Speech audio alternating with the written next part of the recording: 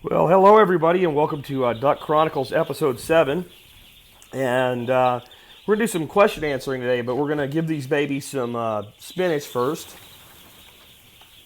because, well, they like it.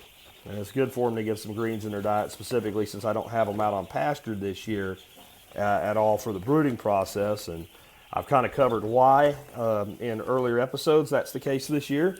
So I won't recover it today. And remember, you can always find all the episodes of Duck Chronicles at duckchronicles.com. We're in season 3, episode 7. As the little duckies chowed down on their spinach. And I kind of went through and combed the comment section of questions I didn't think I'd answered yet this season. And if you want to ask me a question, you can just post it in the video comments, so YouTube below, or on the blog, whichever blog you're reading that I posted to. But one of the first questions I have today is, can duck eggs be graded, and do you need a license to sell them? And the answer is, by USDA, there is no grade. You can't call them grade A, jumbo, etc., things like that. Any of the official U.S. grade numbers when you're selling them, they don't conform to what chicken eggs conform to. As far as selling duck eggs, in the state of Texas, I'm not speaking for you in your state. I don't know what your laws are. You need to find out. Sale of eggs, duck or otherwise, on farm, if you have less than 2,000 birds, requires no permit or license whatsoever. It doesn't matter who you're selling to. If you're selling to a restaurant, they then become the responsible party for the care and management of those eggs under their license as a USDA restaurant, as an approved restaurant. So as long as you're either selling on farm or delivering directly to the customer, then it becomes the customer's responsibility from that point forward, regardless of what they do with your eggs.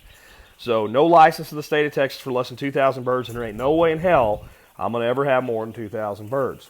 Another person asked me, how many of these little duckies could you put on a half of an acre responsibly and, paired up with some geese? And the answer is it depends. I'm going to say for your own happiness, err to the side of less. I run about 150 ducks to 200 ducks total head count at any one time on 3 acres. If you want to just say it's 150, you divide that by 3, that would be 50 to the acre. And then you divide 50 by 4, and you come up with, 12 and a half to a half of an acre. I think you can do more, but I don't think you need to start with more. I think you should start with less. I'd say a pair of geese and about 6 ducks would probably be a good starting point to somebody with a half of an acre. And they also asked me, would I paddock it? And for those of you that aren't familiar with that term, my birds are on paddocks, meaning that right now, today, my adults are on what we call the back paddock.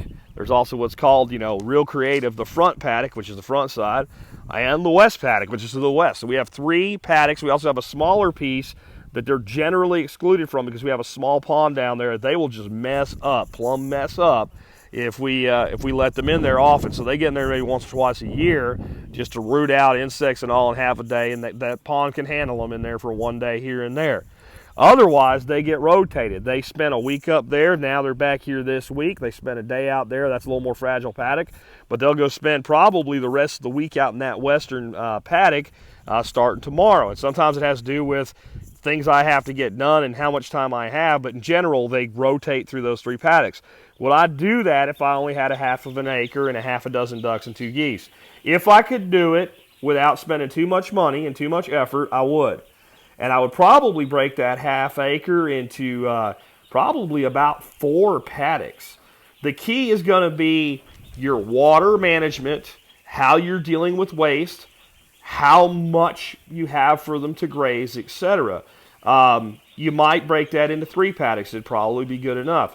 How's your land work out? Is it convenient to break it into 3? Maybe it's only convenient to break it in 2. 2's better than 1.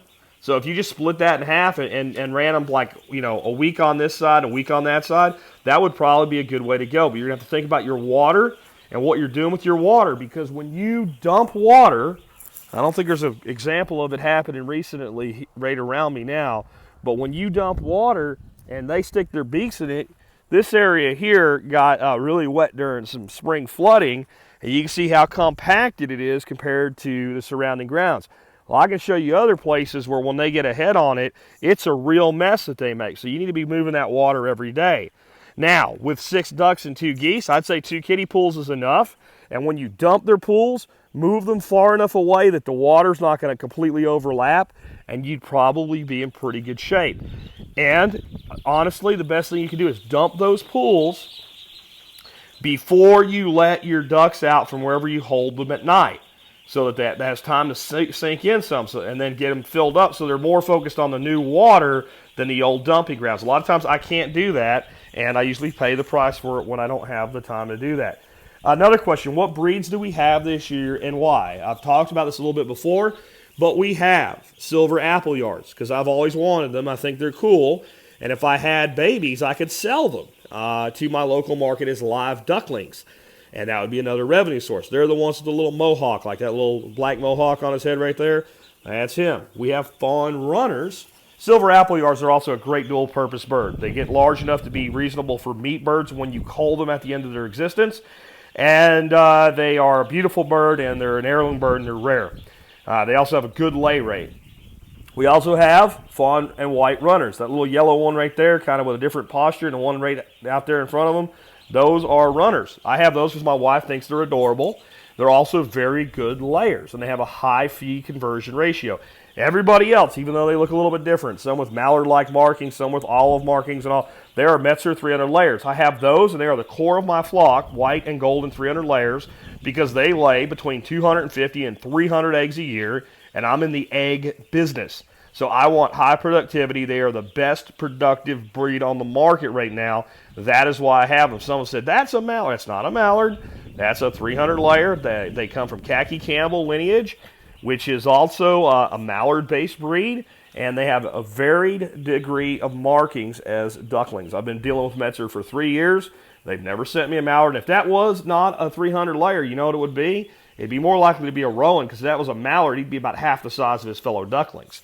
Just saying on that, because mallards are much smaller. Next question, would I consider emus or ostrich? Absolutely, positively not. No shape, no form, no how, no chance, no interest. Don't even know where that question came from. Do we have bridges over our swales? No. We do not have bridges over our swales. We either walk around them or through them, generally through a point with what's called a sill, which will kind of fit in with the next question. Do we have fish in our swales? No, because our swales do not stay full. A swale is a ditch. All swales are ditches, but not all ditches are swales. In fact, I would say it, all swales are ditches, but most ditches are not swales. A swale is a ditch on contour. It is not compacted. It does not hold water. It catches water and infiltrates it into the ground, thereby improving the fertility, the drought resistance, the nutrient cycle, and many other wonderful things. I have a video called The 5 Primary Functions of Swales that I'll link to in the notes below right there that you can take a look at, and you maybe get a better understanding of swales. The reason you usually see swales with water in them in my videos is because that's when they're interesting. I actually had filled up a swale today for them with a garden hose. It's something I usually don't do, but it's a time saver when I need to save time, and I'm really busy right now. So instead of doing pulls today, I just threw the hose in the swale and let it run for an hour. But the rest of my swales are bone dry. And the one I filled up today, if I don't do it again, in 2 days it'll be bone dry. They don't develop mosquitoes. They don't create marshes. They are water infiltration technology, not water holding technology. If you build a swale that fills up with water and it holds the water, you've put the wrong design element into your system. That's all the questions I have so far. Again, if you've got more questions for me, not every episode will we be doing Q&A. I'll build them up, and I'll do them in an episode like this. And anyway, with that, little duckies tell you, keep tuning in for more. And if you don't want to tune in just for me, how can you say no to that little guy right there? Adorable. So, that's it for episode 7 of the Duck Chronicles Season 3.